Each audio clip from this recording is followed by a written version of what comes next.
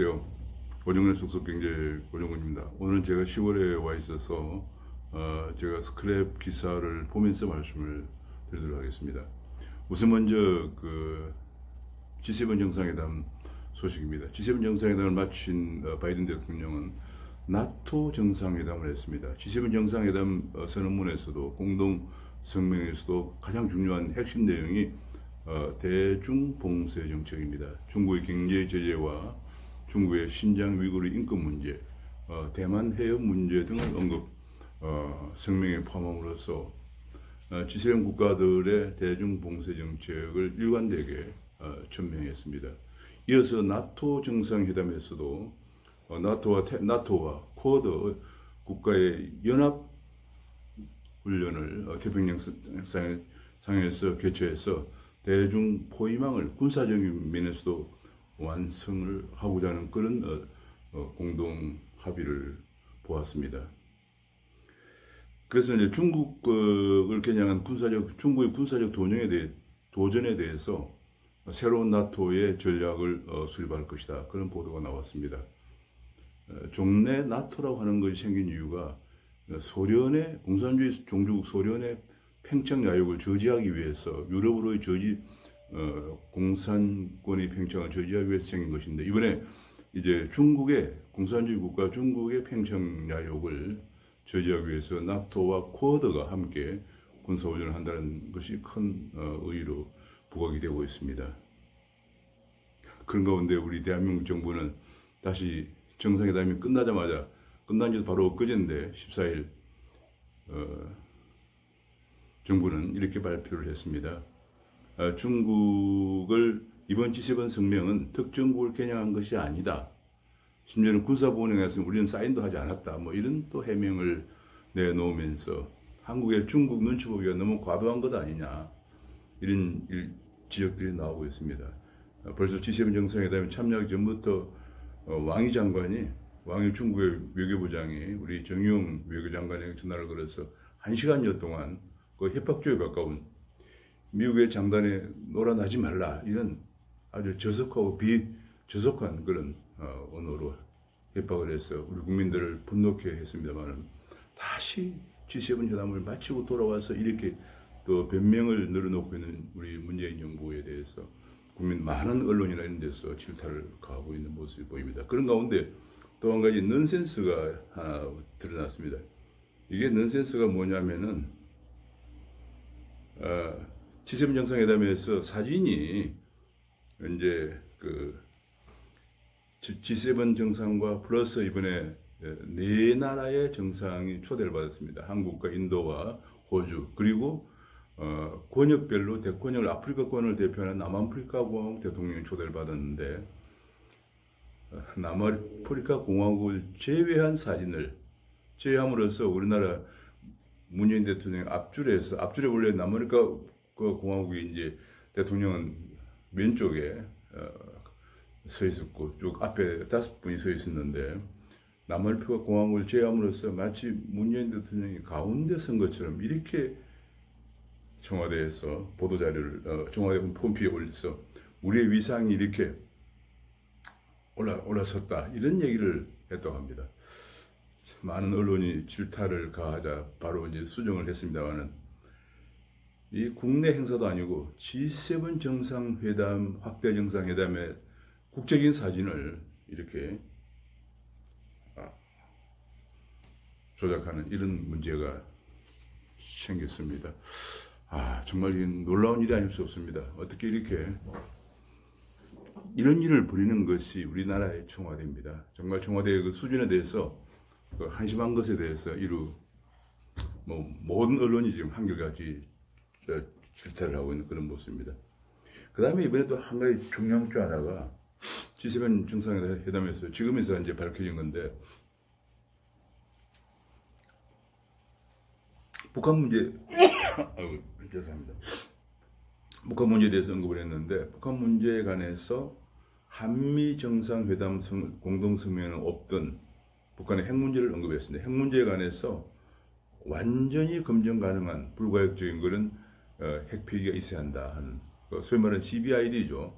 완전하고 검증 가능하고 돌이킬 수 없는 북한 핵비핵이 있어야 한다 하는 얘기를 했고, 유엔 안보리 결의와 관련 제재를 확실하게 이행해야 된다, 완전히 준수해야 한다 하는 얘기를 하면서 북한에 대해서 인권 문제도 주장을 했습니다.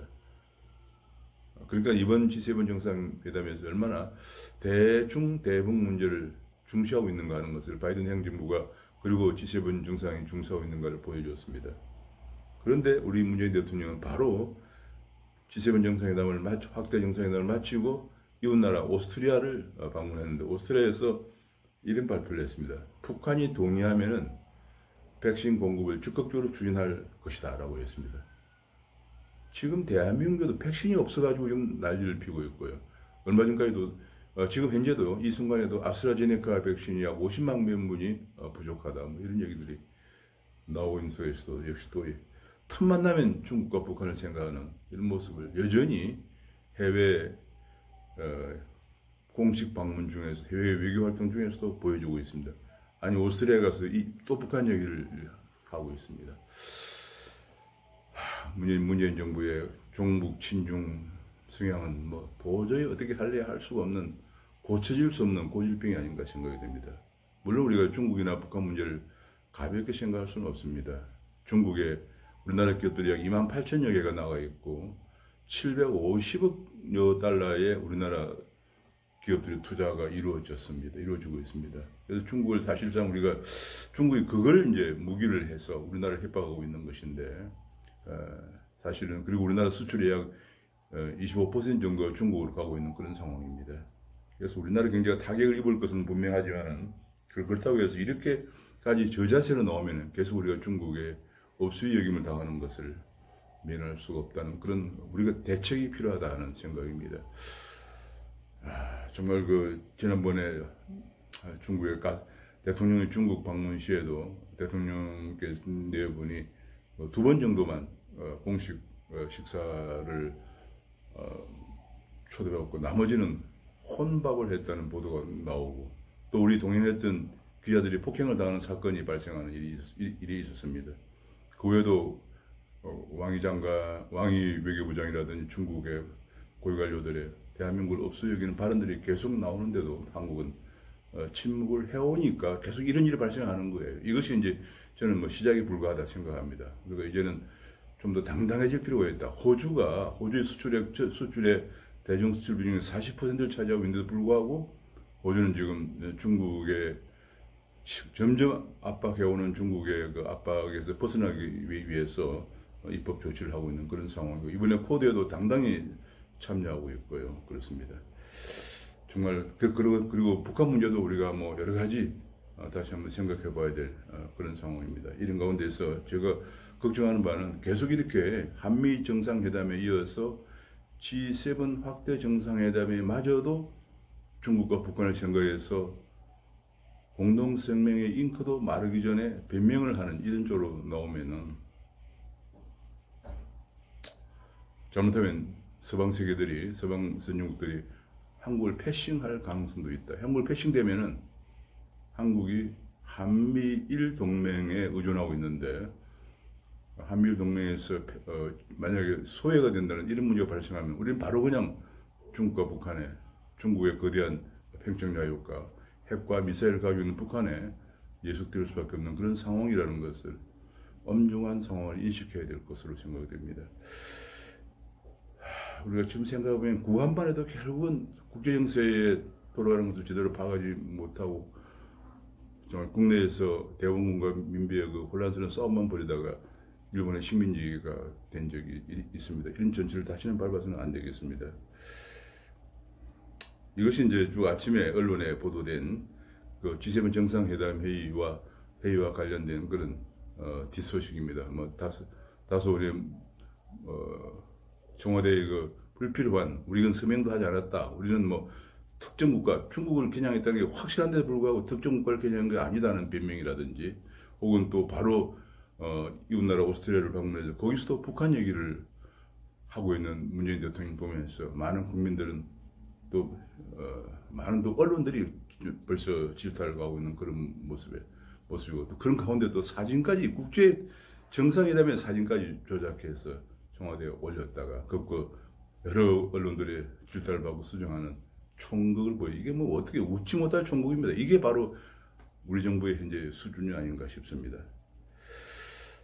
그 다음에 또 한 가지 두 번째 큰 뉴스가 역시 이준석 국민의힘 야당 제1야당 대표죠. 이준석 청년 대표가 등장하면서 지금 많은 정치 혁신이 이루어지고 있다. 정치 혁명이다 이렇게 보여집니다. 이제 우리는 새로운 정치 혁명을 이루어야 된다 하는 지적이 나오고 있습니다. 그것은 우리나라 정치라는 것이 과거에 보면은 상김시대 이후에 계보 정치, 국회 출입하기다 하기보다는 동교동이나 동교동이나 상도동에 아침부터 출입해야만이 충성하는 모습을 보여야만이 국회 정계에 진출할 수 있었던 시대가 이제 끝나야죠.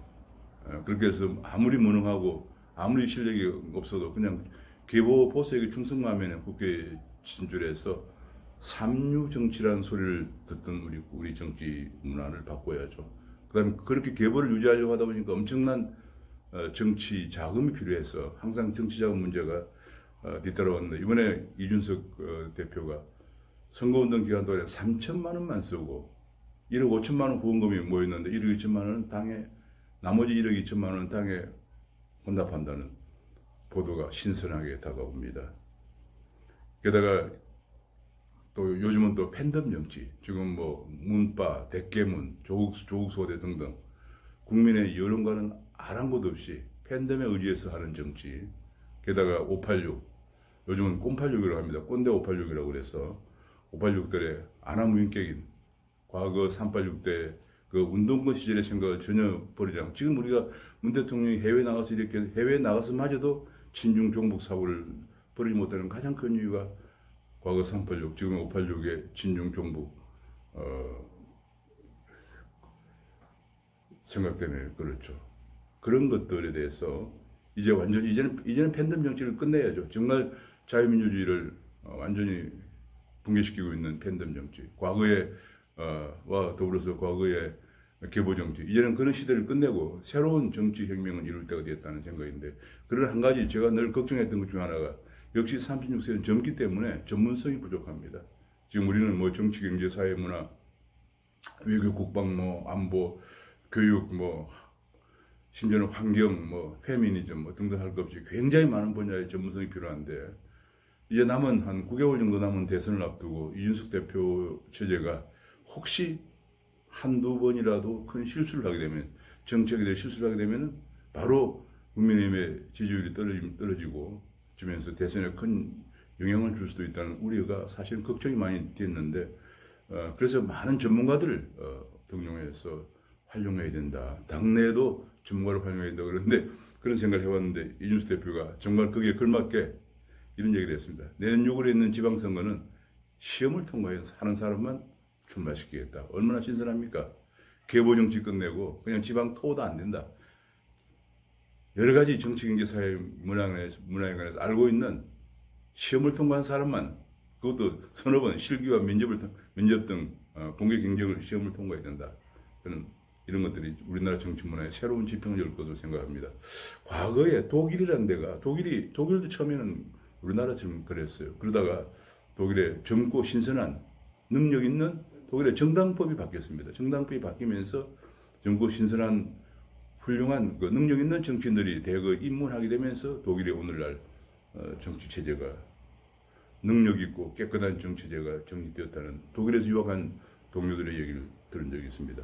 그런 가운데 이번에 몇 가지 주목할 만한 발언을 어제 월요일 쏟아냈습니다. 하나는 문정부의 맞설 빅텐트를 치는 게 나의 소명이다 라고 얘기했습니다. 그러면서 빠른 시간 내에 야권대 통합을 해야 한다. 윤석열, 안철수는 물론 지금 비박 중심으로 있으면서 입당을 끌고 있는 홍준표까지도 입당을 해야 한다. 이런 주장을 했습니다. 정말 신선합니다. 이렇게 대통합을 해야죠. 왜 홍준표는 입당을 안 시키고 있습니까? 저도 홍준표를 뭐 크게 지지하거나 누구를 지지하는 사람이라 이런 걸 떠나서 대통합을 해야죠. 그래서 아마 정말 이런 발언 정말 신선합니다. 문정부에 맞설 빅텐트를 치는 것이 내 소명이다. 이 준석 대표의 이런 자세가 너무 바람직하고요. 유능한 정치인을 뽑겠다. 그 다음에 빅텐트를 치겠다. 지금 그래서 안철수, 홍준표, 윤석열 모두 9월 이전에 입당하라 하는 얘기를 했습니다. 정말 신선하고요. 그 다음에 어제 첫 행선지로 월요일 날 그 대전에 있는 현충원에 천안함 호국 열사들의 묘지를 방문해서 천안함 피해 가족들과 가족들과 함께 만나는 장소에서 눈물까지 보였습니다. 야당으로서 지키지 못해서 정말 마음 아프다는 얘기를 썼고요. 그런 가운데 바로 광주를 방문하게 됐습니다. 이런 행보를 보이다 보니까 현재 국민의힘 지지율이 민주당 지지율을 크게 앞서고 있습니다. 여론조사를 보면은 리얼미터가 조사한 여론조사를 보면은 6월 두 번째 주에 국민의힘 지지율이 39%로 올라가고 민주당 더불어민주당 지지율은 29%로 추락을 하고 있습니다. 지금 바야흐로 우리나라 정치혁명이 이루어지고 있다 이렇게 보여집니다.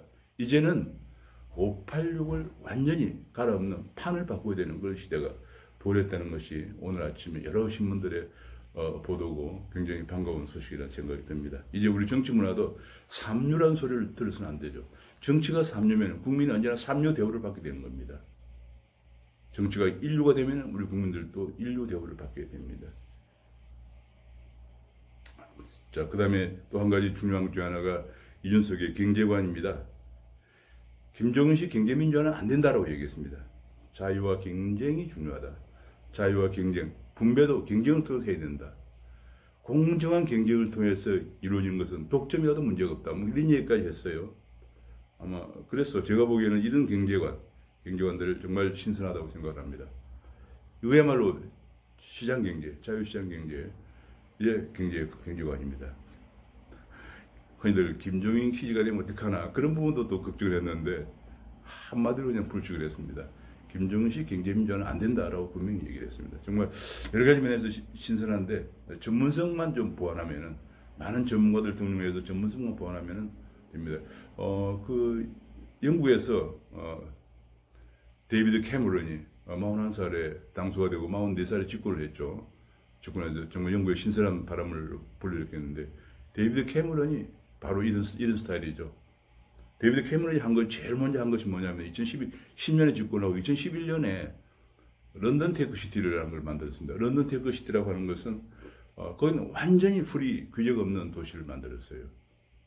런던 테크시티를 만들면서 내세운 것이 청년이 창업을 하려고 하면은 관청에 올 필요가 없다. 온라인으로 신청하면은 온라인으로 24시간에 인가해준다. 이런 제도입니다. 제가 그 런던에 방문을 했어요. 방문해서 제가 물어봤습니다. 아니 신청하는 청년이 능력이 있는지 없는지 어떻게 아느냐 하고 제가 물어봤더니 그걸 왜 정부가 지고 있느냐. 그 청년이 사업을 잘할 것인지 안 할 것인지는 그 사업에 돈을 대주는 벤처 캐피탈이나 엔젤 투자자가 판단할 것이다 라고 얘기했습니다. 얼마나 신선한 얘기입니까? 우리처럼 정부가 지고 앉아서 미주알 고조할 필요가 없다는 얘기예요. 그렇게 완전히 프리 혁신을 선언하고 이어서 내세운 것이 이제 핀테크 시대를 맞이해서 런던이 전통적인 금융에서 세계 1위의 금융도시였는데 금융도시가 핀테크 시대 뒤지면 안 되기 때문에 캐피탈 오브 핀테크를 선언했습니다. 핀테크의 수도가 되겠다는 야심찬 선언을 하면서 완전히 규제 프리를 선언했습니다. 이게 마치 대처 시대 때 대처가 1889년 그 후에 런던에 빅뱅을 이뤘는데 빅뱅을 하면서 그 당시에 런던의 쇠락 우려가 커졌던 런던을 다시 세계 금융 중심지로 키운 것과 마찬가지입니다. 데이비드 캐머런이 바로 그런 조치를 통해서 런던 테크시티만 해도 35만 명의 일자리를 창출해내고요. 그것 덕분에 런던 테크시티 같은 것을 전국에 27개 클러스터가 만들어져 가지고 지금 영국은 그 테크시티 그걸 좀 확대되니까 테크 UK로 확대를 했습니다. 런던 테크시티 확대된 테크 UK에서 150만 명의 일자리가 창출되었다는 얘기입니다. 저는 이준석 대표도 바로 데이비드 캐머런 같은 그런 제가 어제 공정과 경쟁을 얘기하는 걸 보면서 데이비드 캐머런 같은 정책이 나오지 않겠느냐. 또 그런 정책이 나와야 한다고 생각합니다. 이제 정부에서 규제만 해오던 그런 정책을 완전히 벗어나야 한다. 여러 가지 희망을 많이 갖게 합니다. 문재인 정부의 대학에서 우파의 빅텐트를 치는 것이 나의 소명이다. 모든 우파들이 다 들어와야 된다. 김정은식 경제민주화는 안 된다. 자유와 경쟁이 중요한 경제 철학이다. 이런 것을 내세우면서 지금 정치혁명과 경제혁명을 동시에 추진하고 있는 모습이 눈에 띄게 됩니다. 그런가 또 우스꽝스러운 일이 하나 발생을 했습니다. 지금 건보공단 이사장이 이쯤에 이제 건보공단에 무슨 문제가 발생했냐면은 문재인 대통령이 얘기했던 비정규직 정규직과 이것 때문에 문재인 대통령 취임하자마자 제일 먼저 간 데가 인구공이라고 해서 인천국제공항을 방문해서 거기에 있는 비정규직을 전부 정규직화 시킨다라고 얘기했죠. 그 바람에 지금 거기서 노노 갈등이 일어납니다. 인천국제공항에 들어가려면 굉장히 공부를 열심히 해야 되는데 비정규직으로 들어와 있던 사람들이 갑자기 정규직으로 들어오게 되니까 알바나 비정규직 다 되니까 이게 뭐냐 하면서 노노 갈등이 일어났었는데 이번에 건강보험공단도 똑같은 문제가 발생하고 있습니다. 거기에 들어가기 위해서 열심히 공부해서 들어갔던 정규직도 있는가 하면은 거기 콜센터라든지 이런 데 비정규직으로 있던 사람 모두 정규직으로 전환해달라고 하는 파업이 일어나면서 노노 갈등이 심해지고 있는데 거기에 이사장이 단식에 들어갔다고 합니다. 제발 노노 갈등 하지 말고 두 그룹이 합의해서 가져오라 라고 얘기하면서 합의해서 가져올 때까지 단식을 하겠다라고 선언했답니다. 문재인 정부의 무리한 이념 편향적인 비정규직 정규직화 정책이 가져온 충격이 아닐 수가 없습니다. 이런 것들이 언론에서는 아수라장 된 문정부의 비정규직 제로 정책이다. 지금 문재인 정부가 내세운 정책지고 제대로 하나 된 게 없습니다. 부동산도 그렇고 소득주도 성장도 그렇고 지금은 또 재정주도 성장이라고 그래서 재정을 막 풀어서 그래서 여러 언론들이 지적하기를 잘하는 거라고는 그저 빚내서 돈 푸는 것밖에 없다라는 지적이 나올 정도입니다. 그런 가운데 인천 연수원에 민경욱 의원이 소송을 제기했는데 총선 재검표를 한다고 합니다. 참 대법원에서 결정이 내려졌는데요. 이게 재검표라는 좀 특이한 것이 QR코드를 재검표한다는 얘기입니다. QR코드가 그 번호로 되어 있는데 13번째 번호가 그것이 13번째 숫자가 사전투표 장소라든지 관할 선거위 명칭 정보가 담겨 있다고 합니다. 이것이 과연 언론에서 일부에서 주장하고 있는 저는 외부 해커 세력들, 특히 중국의 해커 세력들이 개입해 있는 여부를 분석한다 그런 얘기입니다. 지금 일단은 지금 민경욱 의원은 지금 왜냐하면 민경욱 의원이 현장 투표에서 앞서가다가 사전 투표에서 뒤졌거든요. 그래서 사전 투표 4만 장을 전수 검사해야 한다라고 얘기했는데 아직 그러지는 않고 아마 후보가 4명이었는데 4명이 100장씩을 무작위로 뽑은 다음에 그 QR코드를 일단은 재검표하는 그런 방향으로 간다고 합니다. 드디어 우리나라에 아마 이것이 굉장히 중요한 것이 지난번에 많은 선거구에서 현장 투표에서 당시 미래통합당이 이기고 있다가 나중에 사전투표에서 진 데가 한두 군데가 아니거든요. 이 사전투표에 과연 조작이 됐는지 여부가 드러날 수 있는 중요한 시금석이 될 것으로 보여집니다. 국민의힘의 추경호 의원실에서 분석한 것인데 문재인 정부 4년 동안 민간 빚이 1000조 원이 늘었다는 얘기입니다. 이 국가빚만 는 것이 아니에요. 국가빚은 한 400조 정도 늘었거든요. 한 600조 정도 되는 것이 1000조까지 늘었는데 민간 빚, 개인 부채와 기업 부채도 1000조 원 정도 늘었다. 문재인 정부 경제의 총체적 실패 끝에 남는 것은 빚밖에 없습니다. 이 1000조 원 늘었는데 그중에서 500조가 다 500조의 다중채무에 늪에 자영업자들이 500조의 다중채무 늪에 빠지고 있다. 그런 분석입니다. 가장 타격을 받은 것이 바로 자영업자들이죠. 다중채무라고 해서 여기저기 두 군데 이상 빌린 걸 말하는데 한마디로 돌려막기도 하고 막 그런 건데 갚을 수가 없는 거죠. 그러다 보니까 일자리가 계속 없는 겁니다. 게다가 그런 자영업자들도 앞으로 5인 이상 49인까지도 주 52시간제를 다음 달부터 도입한다는데 많은 소상공인들이나 소기업들이 이건 도저히 준비가 안 돼 있고 안 된다라고 좀 연기해달라고 해도 막무가내입니다. 문재인 정부의 특징 중 하나는 정책의 오류를 절대 시정하지 않는다는 것입니다. 그런 가운데 고용보험기금이 거들났죠. 막 그냥 빚을 내기는 건 정도가 아니고 있는 기금은 또 다 끌었습니다. 고용비금 거들냈는데 2024년까지 갚아야 할 이자만 해도 1조 원이 다른다고 합니다. 앞으로 그런 고용보험을 급여를 어떻게 주겠습니까? 그럼 결과적으로 고용보험 급여를 안 줄 수는 없잖아요.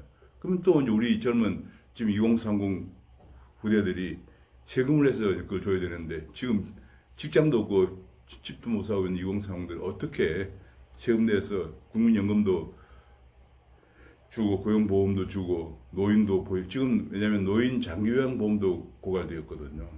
어떻게 하겠습니까? 이게 지금 뭐 문재인 정부 4년 이제 앞으로 1년 정도 남았는데 너무 많은 빚을 후대에게 물려주는 참담한 실정입니다. 그런 것들이 이번에 어쩌면 이준석 현상을 불러왔다 이렇게 보여집니다. 그 다음에 이제 암호화폐에서 지금 당국이 직접 검증해서 잡코인 정리 속도를 낸다 그런 얘기인데요.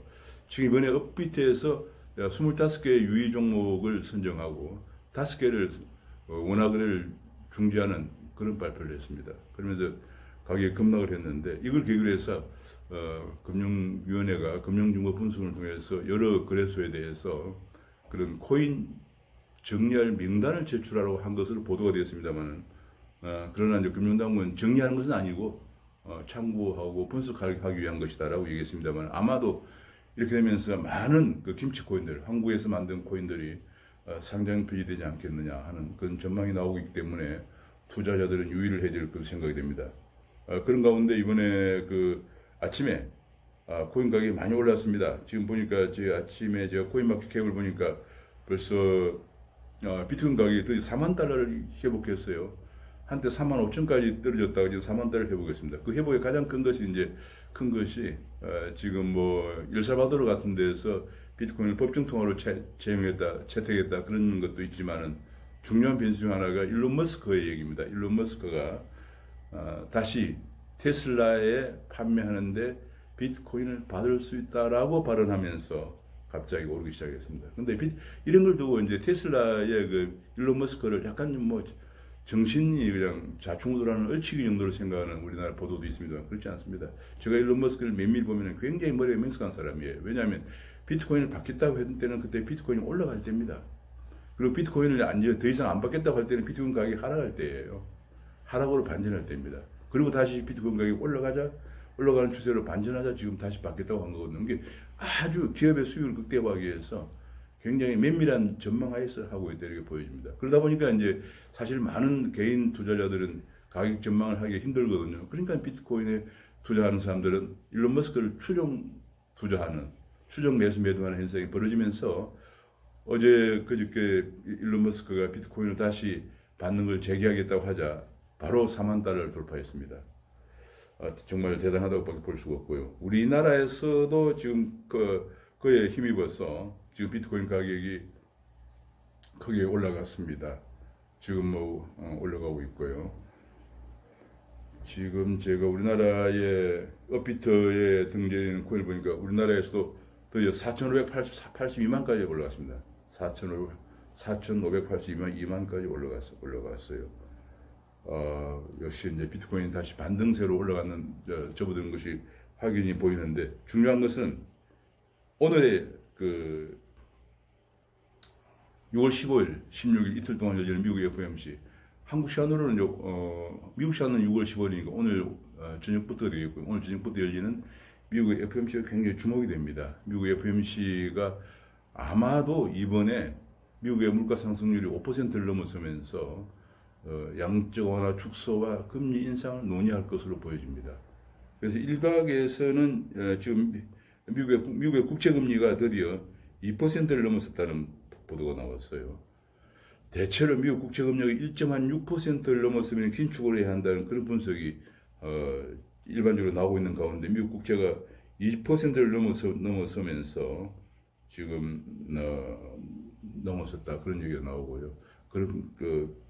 그러면서 또 한 가지는 미국에서 지금 월가의 전문가들은 33%가 이름에는 9월 정도에 연준이 테이퍼링, 즉 양적 완화를 축소할 것이다. 그런 전망이 나왔습니다.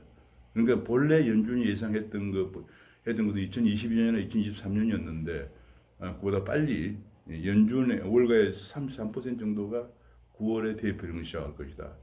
그러면 최소한 늦어도 금년 중에 테이퍼링은 될 것이고 늦어도 내년 초에는 금리 인상 가능성이 있다고 보입니다. 그래서 금리 인상이 이제 그렇게 내년 초 정도로 넘어가기 때문에 미국의 주가도 올라가고 한국의 주가도 드디어 이제 최고치를 기록했습니다. 3,500 어제 제가 보니까 미국의 주가도 어제 최고치를 기록했어요. 3,216을 기록했군요. 그래서 제가 보기에는 지금 가장 중요한 것이 오늘 우리나라 시간 오늘 저녁 미국 시간으로 내일 6월 15일과 16일 열리는 FOMC 결과가 굉장히 주목이 되고 저도 상세한 그 결과를 설명해 드릴 예정입니다. 미국은 참고로 1년에 8번 정도의 FOMC, 미국 연준에서 FOMC를 공개시장조작위원회라고 그러는데 공개시장조작회의가 열리는데 그 중에서 3, 6, 9, 12 그게 제일 중요한데 3, 6, 9, 12가 미국의 경제 전망을 발표하고 또 연준 의장의 기자회견이 예정되어 있기 때문에 6월가에서도 9월 정도 테이퍼링을 하지 않겠나 것도 그런 전망을 토대로 한 것인데 제 생각으로는 9월, 이르면 9월에 하거나 아니면 12월에는 적어도 할 것으로 보여지고요. 금리 인상은 그보다 조금 늦게 양적 완화를 먼저 축소한 다음에 이제 금리 인상을 하는 것이 수순이기 때문에 늦게 금년 12월이나 아마 내년 초에는 금리를 오르지 않을까 생각을 합니다. 왜냐하면 미국의 지금 인플레이션이 굉장히 지금 빠른 속도로 진행이 되고 있고 경기가 빠른 속도로 회복이 되고 있기 때문인데 그러다 보면 우리나라도 금년에 한 번 또는 두 번 정도 10월과 11월에 한국은행 금융통화위원회가 예정이 되어 있습니다. 금리를 올리면 그 무렵이 중요한 것은 자산 가격의 반락 가능성도 있지 않겠느냐 보여집니다. 그래서 아마 그 후에 다시 한번 코인 가격도 한 번 더 출렁일 것이고요. 주가도 한번 출렁일 것인데 다른 말로 하면 또 그것이 주식은 약간 다른 것이고 다른 말로 하면 그것이 강한 경기의 반등을 증명하는 것이기 때문에 오히려 이제 다시 주가는 또 조금 반락하다가 다시 올라갈 그런 가능성도 있어 보입니다. 오늘 아침 제가 간단하게 좀 스크랩 기사를 보면서 설명을 드렸습니다만 가장 큰 것이 역시 G7 정상회담 확대 정상회담을 마치자마자 역시 친중 종북 본색을 드러낸 그런 청와대의 발언과 문재인 대통령의 오스트리아에서의 북한 백신 지원 문제에 대해 문제가 언론을 장식하고 있고요. 역시 또 가장 또 국내에서 돌풍을 일으키고 있는 것은 역시 이준석 대표의 신선한 행보가 눈에 띄고 있다 이렇게 보여집니다. 많은 언론들이 정치 혁명을 이루고 있는 것이 이루어야 된다. 이제는 판을 뒤엎어야 된다. 이런 얘기들을 하면서 이게 삼류 정치의 구태에서 이제 벗어날 때가 있다 이런 보도들이 나오고 있습니다. 오늘 말씀은 여기서 마치겠습니다. 감사합니다.